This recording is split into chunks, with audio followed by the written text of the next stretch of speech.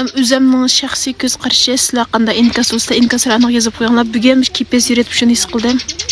Məş hazırqı şu kiçik bala nemiş belə oxumaydıkən desək, buğlağa bir talda moto oyub birtkemiz hazır. Moto müzlanmayın vasla mektep bardıkən.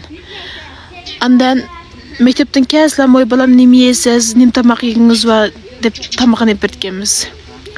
Andan onun da ziriksə telefon elab yoş oynadıkən, hopping oynadıkən degəndək. Lekin biz oxuğa vaxtlarımızda çoxum ölüs bütünlüyündəb mektep bardıq. Ölüs bütünümüzün zincir düşüb gitib. Ölüs bütünün zincir düşüb gitib, zincirinə salanmay, qollarımız mayılışıb, ciyovrab, anda kildik mektepdən.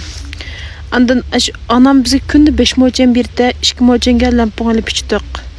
Anda bizden nanına somkumu sepirde 3 mojen ep qoyab, bir mojenga gaz rep çaqtık. Anda 5 mojenga xorasken putvaylab şunu qacap yep kildik.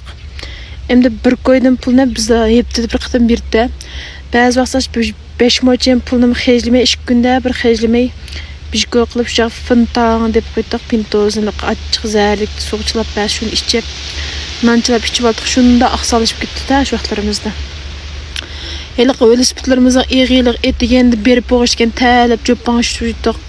Şu vaxtı kelip öyüdündən boz, nan çay boz, çay aş biz aş şunu yep gittik. Bomuzda keş vaxtı kelip meşlik ot qalaydık. Meşliğin kümeğinin şaxalarını tasqaydık. Utan ətsi etigen utan təyəlap qoyduq. Anda bir şembe de bir çan oynaydık da muzda. Çan oynayımızlık bundaq mermer taşıyla şar oynaydık. Balalar oynasak atanımız kapılaydı. Ana yaz vaxtı soğuk qalsa köylük soğuk düşürdük. Aşım atanımıza ruxsat edip düşürdük. Bizden şu kiçik vaxtımızda birden bir bizden xoşalıq qıldığa iş nemo desek köylük soğuk düşüş muzda çalat eyleş anan deken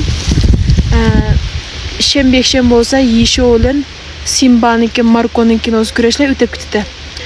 Endi hazırlık balıdan da besimcik temizlik işleydiğen materialın ılğalıqda şunda peyz materiallar var. Biz o vaxtda bir loğat deydiğen nəsi körep baxmaydık. Neyxa, jarşamamingizə degen bir kitabımız var da xənzülə dep. Onundan başqa nəsim çıxmaydı. Bizden oynadığan nəsimiz şuydu. Hazırlık balı eğer bizdeki aşağı turmuş yaşap qalsa mümkün emas. Yerip üylep gitti. Aptap çık kevezdiren etizine qırqın işini qılandısıqo balığa mümkün emas.